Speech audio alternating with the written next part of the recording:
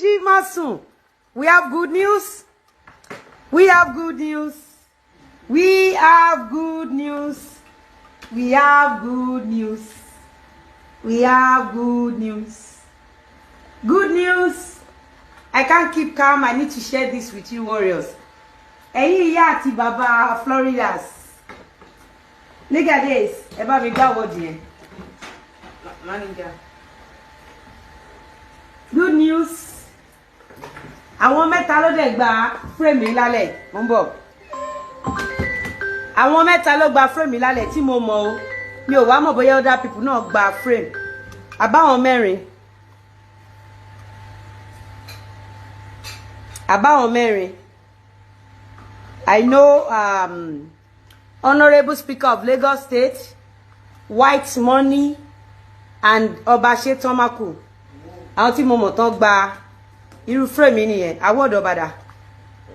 Ṣá award ọba nìyẹn. Look at this. Golden Star Awards 2023 present to Obashe Tomaku Lawal, Fashion Kid Model of the Year 2023. This is huge. This is so huge. This is so huge. And I'm dedicating this award to all the wonderful mother and fathers, all the mothers and fathers out there that always celebrate Florida's birthday, because you always make a picture go viral. You always make a outfit go viral. Without God and you guys that always celebrate Obashe Tomaku, that always pray for Obashe Tomaku, this wouldn't have happened tonight. I am happy. Thank you. I'm dedicating this to you all.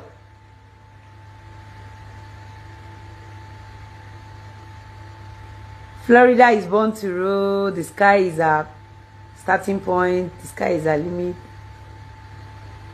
Thank you, guys. This is huge. Golden Star Awards 2023. She's been nominated some months back, but mi ò mọ̀ pé ó máa win. Keep glowing, darling. Mi ò mọ̀ pé ó máa win. Ìtorí ẹ̀ mo kò ṣe ra post ẹ̀, mo sọ̀rọ̀ much nípa ẹ̀. Gbogbo ẹ̀yin òbí tẹ́ máa bá mi celebrate Florida, tẹ́ máa bá mi ṣàdúrà fún. Lọ́jọ́ nǹkan ayọ̀ ọmọ yín, wọn ò ní dúró ìṣẹ́jú kan fún yín. Nǹkan ayọ̀ ọmọ yín ò ní bá yín nínú kòtò. Gbogbo ẹ̀yin òbí, because tí ò bá sí ẹ̀yin, our pictures, our beautiful pictures will not go viral, and this award will not happen. Gbogbo bẹ́ ṣe wá ń ṣàdúrà fún Florida nílọ́pọ̀lọpọ̀ kó máa jẹ́ tiyín àtàwọn ọmọ yín. This is huge, and she won this side by side with White Money and Honorable Speaker of Lagos State. This frame, because àwọn tó gbà lójú mi nìyẹn. Èmi ò wọ́n fẹ́ mi láwọ́dù eléyìí, àwọn lọ́tẹ̀. Wọ́n fẹ́ mi láwọ́dù eléyìí. So èmi ò mọ quality àbí nǹkan tó fi mú ìnírú àwọ́dù eléyìí, tó fi ṣe frame. Yes, I don't know, but wọ́n fẹ́ mi léléyìí o. He didn't give me this. So award méjì tí Florida gbà lálẹ́. Èmi ò mọ nǹkan tó fi mú ìní eléyìí. Bóyá mi ò dẹ̀ win eléyìí ni. Toro lè wùn mi. Mi mọ quality tó fi mú eléyìí, wọn fẹ́ mi o. But mo mọ̀ pé the Honorable Speaker wọ́n ní relay, then the White Money. Mo ní the White Money, the BBN Niger, the winner. Mo rí titi ẹ̀ náà. Wọ́n fẹ́ mi o, mi mọ̀ nǹkan tí mo ṣe fún wọn o.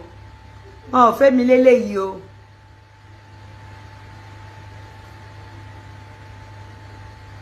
Wọ́n fẹ́ mi léléyìí o.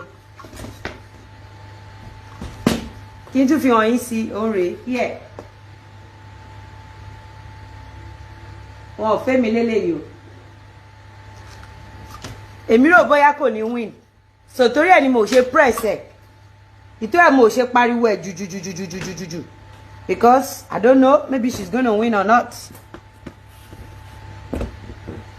ẹ rí pé mi sọ much nípa award yẹn torí pé a lot of things ló ti ṣẹlẹ̀ nípa award some people will nominate you and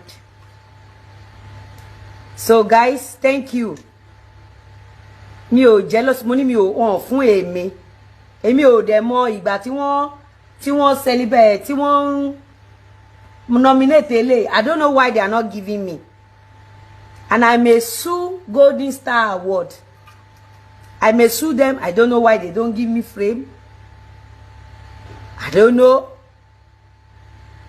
Daddy Oba only happy Father's Day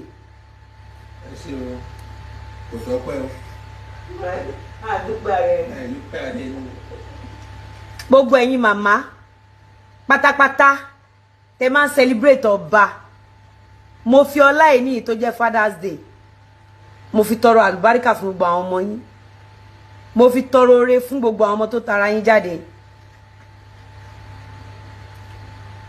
you for tell us make we bombard them I don't know with vote I don't know I don't even believe they will give her the award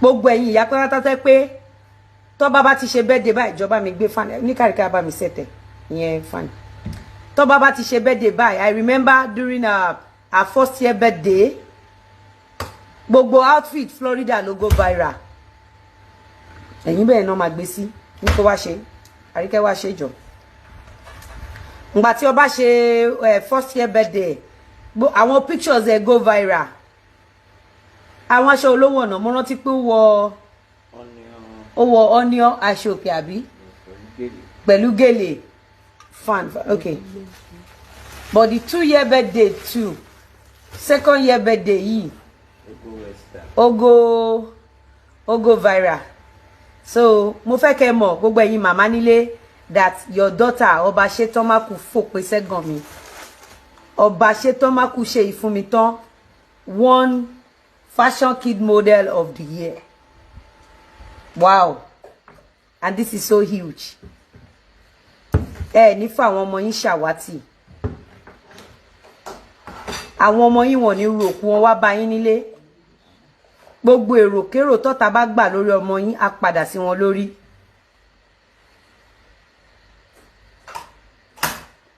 It's because she's beautiful more than me. Ṣé white money wá fine jù mí lọ ni? Àbí honorable fine jù mo fine jù gbogbo wọn lọ mo fine jù èmi ò mọ reason tó yẹ fún mo fine jù gbogbo wọn lọ now ní sunkún lórí ọmọ yín o ológo lọ́lọ́run máa ṣe àwọn ọmọ yín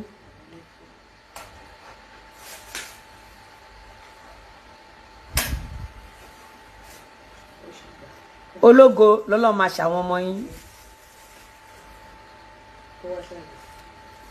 Okay, you can be a sensitive question kan.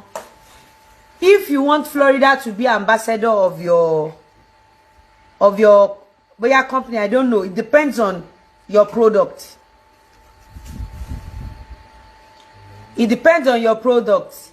If you want Florida to be ambassador of your brand, it depends on your product. Ẹ mọ̀ pé mi ń taṣọ. Ẹ mọ̀ pé mo ń taṣọ. So mi wá mọ̀ tó bá yẹ pé mi mọ̀ product yín ẹ pé office line wa tẹ́ bá fẹ́ kí Florida bá yín polówó any brand yín tẹ́ bá pé office line wa Àríkẹ́ máa link yín pẹ̀lú another number. So another number yẹn ẹ máa sọ product ẹ fẹ́ tà everything. Then a máa jọ conclude nǹkan tá but ordinarily to me but ṣé mọ̀ then èèyàn ibo ni ká award yìí máa lọ award yìí Badagry la máa gbé lọ